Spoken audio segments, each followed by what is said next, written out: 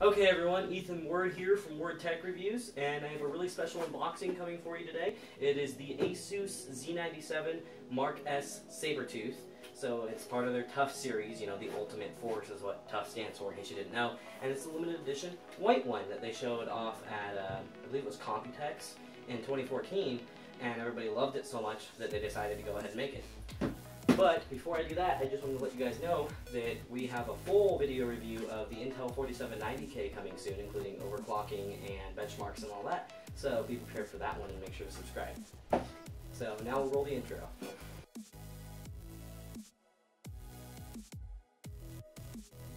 Okay everyone, I'm back, and here I have the unboxing of the Z97 Asus Sabertooth Mark S for you, limited edition.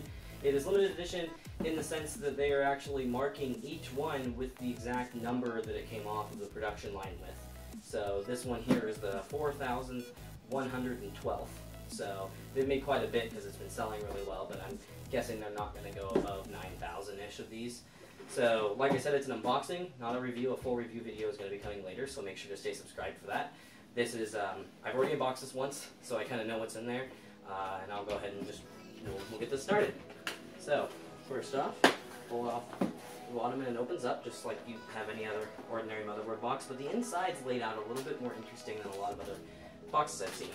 So, instead of having where you have like the motherboard off to the side or like on top on its own, and then you have everything underneath, they put a pack of accessories on top, and these are all the important accessories that involve the color scheme of the motherboard, and then they have a clear plastic cover and then the board under that. So take off the cover and who cares about that. So then here's the board here. And I will say first off, when I open this, the biggest thing I noticed is just how heavy this board is. So it's got a full metal back plate on it so that you don't have to worry about bending or breaking under heavy graphics cards or anything like that. It's really impressive actually. So I'm going to go ahead and just hold it up, I guess. Yeah, I'll hold it up. So, here's the board from the front, and I hope you guys can see that okay. It's got the full, like, Sabertooth plastic covering that you would have on any of the other Sabertooth series out there, but it's black, or sorry, not black, it's white camouflage, kind of like you'd see, like sky-like camouflage, and then they have black on most of the accented parts. So, for the most part, though, it's white, and it's Asus's first white PCB, which is really interesting. You don't see that too often. So, also, turning the board around, there's that back plate I was telling you about. It's a full metal back plate, so it's also got the white camouflage on it, and at the bottom it says Tough or the Ultimate Force with their logo. Pretty interesting, and it really keeps the thing rigid. I mean, this thing feels, this is by far the heaviest board I've ever picked up, and I've picked up some pretty heavy ones. So, turning it back around to the front, I'm going to go ahead and just go over some I/O here with you. So, first off, you have your PCI Express X1 slots. You have 3 of those going down the board. And then you have 2 PCI Express 3.0 X16 slots. Now, with the Intel high-end CPUs, you're going to be running X8, X8 on both of those, which is a physical X16 for graphics cards, of course. And then you have a PCI Express 2.0 down here that is going to be running at a max of X4. I believe it only runs at X1 most of the time. It depends on if you disable these or not. Some of the actual physical X1 slots, that's just if you have a larger card that can't fit in the X1 slot, such as like a M.2 adapter, which is something very important because this board here does not have M.2 compatibility. So I just wanted to make sure to let anybody know about that, that if you're looking for M.2 drives, then you're going to need to get an adapter that goes in one of the PCI Express slots rather than sliding it directly onto the board. It's not as pretty looking, but at the same time, I feel that M.2 isn't really worth it when you're looking at Z97 boards anyway, because you're only getting 10 gigabits a second, which isn't a huge improvement over the 6 gigabits a second that you get on SATA. What's a big deal is on the X99 platform when you get the 32 gigabits a second. So, anyway, I'm going to go over the I/O on here really quick on the inside of the board, continuing after those PCI slots. So over here you've got your 24-pin connector, and you've got a fan header. You've got a sideways USB 3.0, which is a really great design. I'm very happy about that. And then you've got your SATA ports here, along with there's 1 SATA Express port, which of course can also be 2 SATA ports. SATA Express has the same bandwidth as the M.2 on Z97, 10 gigabits a second. Then down here, you've got your main connectors. You've got 2 more SATAs, so you have a total of what is that, 6 here and 2 here, so 8, that's correct. These ones are controlled by an AS Media controller though, rather than by the PCH controller built into the processor. So they're not going to be quite as high performance, but they're there in case you need them, which they could be really good for just a standard hard drive or whatever, not an SSD. So going along here, we have another USB 3.0 port. I kind of wish that this one was one of the angled connectors as well, but if you have a smaller case, that would conflict with it because most smaller cases, there's not much room under the board because you usually have the power supply under there.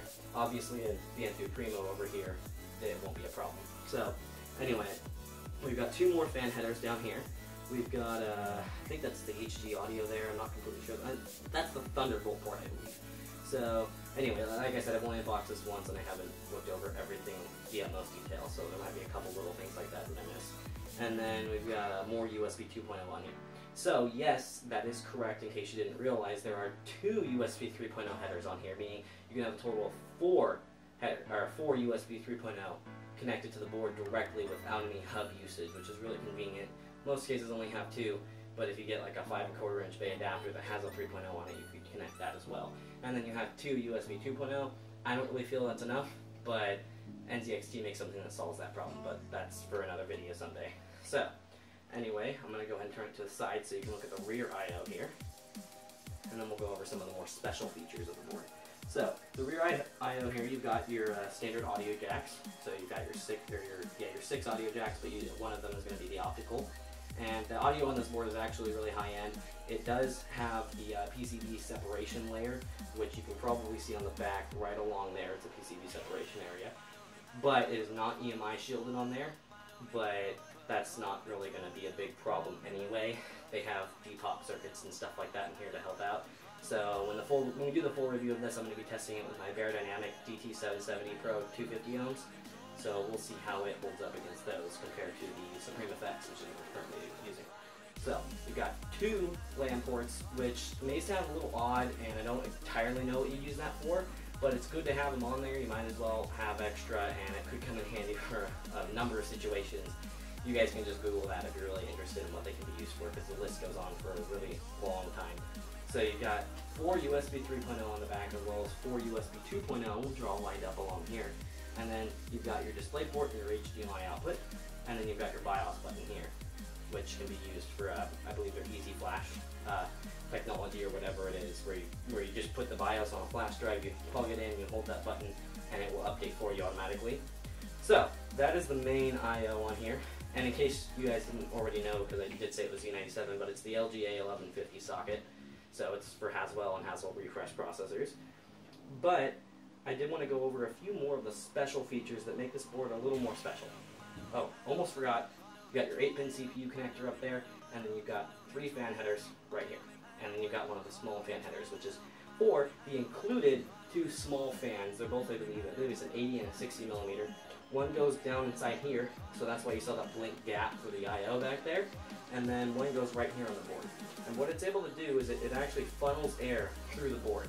So this one here in particular funnels air around and under the CPU, or under the armor here, whereas this one here is going to pull air through these side gaps here and pull the air out, or pull fresh air in, depending on how you set it up, of course. And there's an interesting feature in the BIOS that actually can reverse the direction of both of those fans to blow all the dust out, and then it changes back to normal. So that's one of the special features of the board besides the obvious looks. Then here we have these, they call them, I can't remember exactly what they call them, but they're designed to direct the airflow. These here can be closed so that it's more of a funnel that pulls air in through the sides here and then out through the fan, or blows it, depending on which way you set up the fan. And what those are actually doing is funneling the air across the VRMs, which is something that's really important to cool, obviously. But if you open them, the whole idea behind it is it gives a little bit more airflow to your CPU heatsink if you have one installed. Now, we're going to be using a liquid cooler, so it's not a big deal for us, so we'll leave them closed for our testing when we do that. Okay, everyone, so I put the board off to the side here so we can go over some of the accessories, and I'm going to get to what else is in here later. What's important are the accessories right here in this little bag, which are featured on top, just so you know what is kind of limited edition that comes with the board. So I'm going to go ahead and pull all these out. All nice anti-static bags, by the way. I mean, this one here has the Ultimate Force logo on it, which is pretty cool. I mean, the attention to detail with this board, which really matters considering they're asking, depending on where you buy, between $50 and $80 more than the regular Sabertooth, and there's no actual hardware difference other than the colors. So it's kind of important that they do their job with their packaging. So I'm going to go ahead and go over all the accessories here. So first off, we have your two fans. They're, I believe it's a 60 and an 80 millimeter. I could be wrong. It might be a jump down from that. But you've got two fans that I was talking about earlier that go inside the board to produce airflow across the VRMs and other important components on the board, which will help them last longer. And these are supposed to be quiet enough not to bother you, even if you have a really quiet system. And you can turn them way down in the BIOS, so it's not a big deal, or UFI I should say. So we've got the two fans there, just like I said, one's slightly smaller than the other.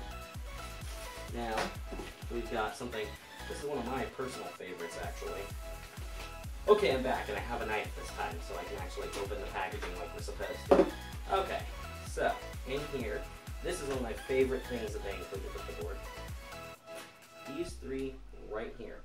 Now, the motherboard itself has a total of 9 thermal sensors built into it, and then you have 3 more, making a total of 12.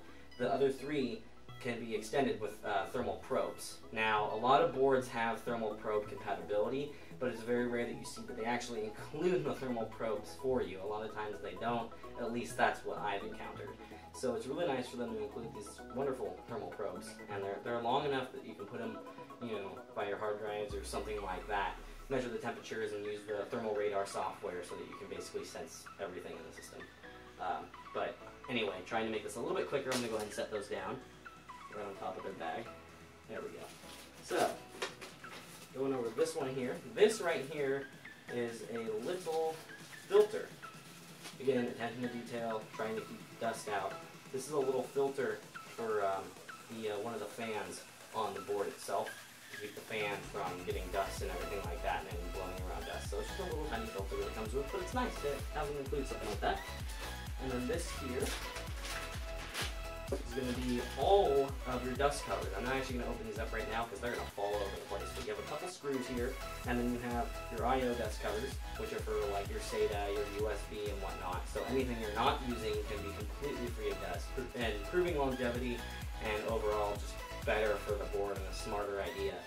So we've got that, and then we've got some more of the covers right here, which are for more of the specialty things like the USB 3.0 and stuff like that. And then, in our last bag here, a couple of really cool things. So, first off, again, not going to open this one because of the screws and all that, but we've got 3 PCI Express X1 dust covers. And I think the big advantage to these, more than just keeping dust out of your PCI slots, which is sure, of course, important, is the fact that these ones right here are the perfect white color to match with the board. So your board will look, basically, it'll look completely white except for the slots that are being used, which is a really good idea. And then you've got one more screw right there. Now this last one, which I am going to open, yay, it opened. These right here, so I'll pull one of these out so you can see it. This right here is the PCI Express X16 cover.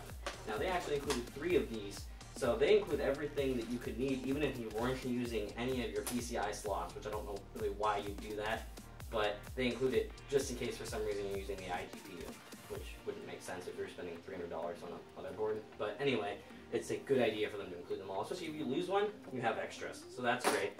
But I think one of the coolest things to see isn't just all those dust covers, but it's this right here. Kind of surprising. What we have here is a little, again, matching white DIMM dust cover. So this is going to go right into the DDR3 slot and cover it up so that there's no dust getting inside that slot, which those are particularly important. But also they're a good aesthetic, so if you only have 2 RAM sticks, which currently that's what I have right now, I have 2 DIMMs, which will be in there. These here will be alternating in between them, which will give it an overall cleaner look. You won't have just, it makes it look, I don't know how exactly to describe what I mean by cleaner in that sense, but these here are just going to give you a better aesthetic. So it's nice to include them. They only include 2, but for something like this, you're probably, again, you're going to be using at least 2 of the DIMMs most likely.